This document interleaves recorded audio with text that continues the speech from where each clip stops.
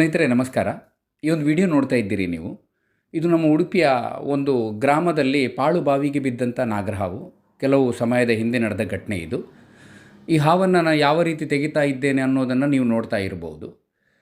ಇಂಥ ಘಟನೆಗಳು ನಾನು ಉಡುಪಿ ಜಿಲ್ಲೆಯಾದ್ಯಂತ ನೂರಾರು ಕಡೆಗಳಲ್ಲಿ ನನ್ನ ಗಮನಕ್ಕೆ ಬಂದಿದೆ. ಬಾವಿಗೆ ಬಿದ್ದ ಹಾವನ್ನು ಆ ಮನೆಯವರಿಗೆ ಹೇಗೆ ಮೇಲೆತ್ತಬೇಕಂತ ಗೊತ್ತಿರೋದಿಲ್ಲ.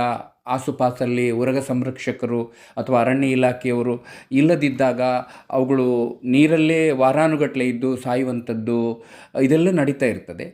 ಅದಕ್ಕೆ ಇವತ್ತೊಂದು ಸುಲಭದ ಉಪಾಯವನ್ನು ನಾನು ಹೇಳ್ತೀನಿ. ಸಾಕಷ್ಟು ಕಡೆಗಳಲ್ಲಿ ಈ ಒಂದು ತಂತ್ರವನ್ನು ಪ್ರಯೋಗ ಮಾಡಿ ಹಾವುಗಳನ್ನು ಸಾಕಷ್ಟು ಕಡೆ ಜನರೇ ಮೇಲೆತ್ತಿದಂಥ ಘಟನೆಗಳನ್ನು ನಾನು ನೋಡಿದ್ದೀನಿ. ಅದನ್ನೇ ನಿಮಗೆ ನಾನು ಹೇಳ್ತಾ ಇದ್ದೀನಿ. ಈ ಥರ ಬಾವಿಗೆ ಹಾವುಗಳು ಬಿದ್ದಾಗ ಗಾಬರಿ ಆಗುವ ಅಗತ್ಯ ಇಲ್ಲ. ಮೊದಲಿಗೆ ಯಾವುದಾದ್ರೂ ಒಂದು ಬುಟ್ಟಿ, ರಬ್ಬರ್ ಬುಟ್ಟಿ ಇರ್ಬೋದು ಅಥವಾ ಪ್ಲಾಸ್ಟಿಕ್ ಬುಟ್ಟಿ ಇರ್ಬೋದು, ಯಾವುದೋ ಒಂದು ಬುಟ್ಟಿಯನ್ನು ತೆಗೆದುಕೊಂಡು ಅದರ ನಡುವೆ ಒಂದು ಸಣ್ಣ ಕಲ್ಲನ್ನು ಇಟ್ಟುಕೊಳ್ಳೋದು, ಒಂದು ಸ್ವಲ್ಪ ಭಾರ ಇಳಿಯುವ ಹಾಗೆ. ಆ ಬುಟ್ಟಿಯಲ್ಲಿ ಹಸಿರೆಂಬೆ ಕೊಂಬೆಗಳನ್ನು, ಯಾವುದೇ ಗಿಡ ಮರದ ಹಸಿರೆಂಬೆ ಕೊಂಬೆಗಳನ್ನು ಚೆನ್ನಾಗಿ ತುಂಡು ತುಂಡು ಮಾಡಿ ಕತ್ತರಿಸಿ ಬುಟ್ಟಿಯ ತುಂಬ ತುಂಬಿಸೋದು. ತುಂಬಿಸಿದ ನಂತರ ಒಂದು ಹಗ್ಗದಲ್ಲಿ ಅದನ್ನು ಬಾವಿಗೆ ಇಳಿಸೋದು. ಅಂದರೆ ನೀರಲ್ಲಿ ಹಾವು ತೇಲ್ತಾ ಇದ್ದರೆ ನೀರಿಗೆ ತಾಗಿಸದೆ ಸ್ವಲ್ಪ 1-2 ಇಂಚಿನಷ್ಟು ಮೇಲಕ್ಕೆ ನೇತಾಡಿ ಇಟ್ಟು ಬಿಡುವುದು. ಅಥವಾ ಎಲ್ಲಾದರೂ ಹಾವು ಇದೇ ರೀತಿ ಅಂಕರದಲ್ಲಿ ಕೂತ್ಕೊಂಡಿದ್ದರೆ ಅದರ ಸಮೀಪಕ್ಕೆ ಬುಟ್ಟಿಯನ್ನು ಇಳಿಸಿ ಬಿಟ್ಟು ಬಿಡೋದು. ಆದರೆ ಒಂದು ಗಮನಿಸಿ, ಆ ಬುಟ್ಟಿ ಇಳಿಸಿದ ಕೂಡಲೇ ಹಾವು ಬಂದು ಕೂತ್ಕೊಳ್ಳೋದಿಲ್ಲ. ಯಾಕಂದರೆ ಆ ಬುದ್ಧಿ ಇಲ್ಲ ಅವುಗಳಿಗೆ. ನಾವು ಇಳಿಸುವಂಥ ಯಾವುದೇ ವಸ್ತುಗಳು ಅವುಗಳಿಗೆ ಅಪಾಯ ಸೂಚಕವಾಗಿರ್ತವೆ. ಹಾಗಾಗಿ ಏನು ಮಾಡ್ತದೆ, ಈ ಥರ ಅಂಕರದಲ್ಲಿ ಕೂತ್ಕೊಂಡಿದ್ದ ಹಾವಿನ ಸಮೀಪ ನೀವು ಆ ಬುಟ್ಟಿಯನ್ನು ಇಳಿಸಿದ ಕೂಡಲೇ ಆ ಜಾಗವನ್ನು ಬಿಟ್ಟು ಬೇರೆ ಕಡೆಗೆ ಹೋಗ್ತದೆ. ಹಾಗೆ ಹೋದಾಗ ಆ ಬುಟ್ಟಿಯನ್ನು ಮತ್ತೆ ಅದಿರುವ ಜಾಗಕ್ಕೆ ದಯವಿಟ್ಟು ಕೊಂಡು ಹೋಗಬೇಡಿ.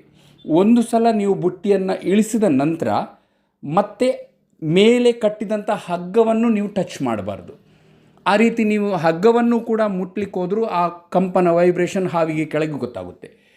ಹಾಗಾಗಿ ಒಂದು ಸಲ ಇಳಿಸಿದ ನಂತರ ಮುಟ್ಟಲೇಬೇಡಿ. ಆ ಹಾವು ಏನು ಮಾಡುತ್ತೆ, ಮೊದಲು ಬುಟ್ಟಿಯನ್ನು ನೋಡಿ ದೂರ ಹೋಗುತ್ತೆ. ಪೂರ್ಣ ನಿಶಬ್ದ ಆದ ನಂತರ 1-2 ಗಂಟೆ ಅಥವಾ ಒಂದು ದಿನದ ನಂತರನೂ ಕೂಡ ಮೆಲ್ಲನೆ ಬಂದು ಆ ಒಂದು ನಾವು ಇಟ್ಟಂಥ ಬುಟ್ಟಿಯ ಎಲೆಗಳ ಒಳಗೆ ತೂರಿಕೊಂಡು ಕೂತ್ಕೊಳ್ಳುತ್ತೆ.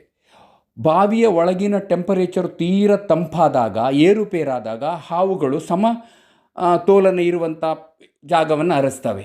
ಆವಾಗ ಈ ಬುಟ್ಟಿ ಆ ರೀತಿಯ ಕೆಲಸ ಮಾಡುತ್ತೆ. ಈ ಎಲೆಗಳು ಬುಟ್ಟಿ ಆ ರೀತಿ ಕೆಲಸ ಮಾಡುತ್ತೆ. ಅದರ ಒಳಗೆ ಬಂದು ಅವಿತ್ಕೊಳ್ಳುತ್ತೆ. ಆ ಸಂದರ್ಭ ಹಾವು ಕಾಣದಿದ್ದಾಗ ಬುಟ್ಟಿಯಲ್ಲಿ ಕೂತ್ಕೊಂಡಿದೆ ಅನ್ನೋದು ನಿಮ್ಗೆ ಕನ್ಫರ್ಮ್ ಆಗುತ್ತೆ. ಆವಾಗ ಆರಾಮವಾಗಿ ಬಹಳ ಜಾಗ್ರತೆಯಿಂದ ಅಲುಗಾಡಿಸದೆ ನೀವೇ ಮೇಲೆ ಎಳೆದು ಬುಟ್ಟಿಯನ್ನು ದಂಡೆಯಲ್ಲಿಟ್ಟರೆ ಅಥವಾ ಕೆಳಗಿಟ್ಟರೆ ಹಾವು ಇಳಿದುಕೊಂಡು ಹೋಗುತ್ತೆ.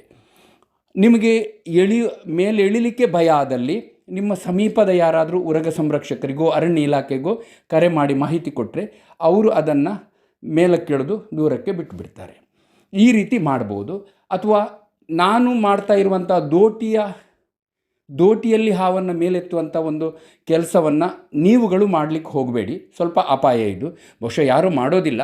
ಬಟ್ ಕೆಲವರು ಇದನ್ನು ನೋಡಿ ಪ್ರಯತ್ನ ಪಟ್ಟರೆ ಹಾವು ಪದೇ ಪದೇ ನೀರಿಗೆ ಕೆಳಗೆ ಬೀಳ್ತಾ ಇದ್ದರೆ ಸಾಯುವ ಸಾಧ್ಯತೆ ಇರ್ತದೆ ದೋಟಿಯಿಂದ ಕಳಚಿಕೊಂಡು.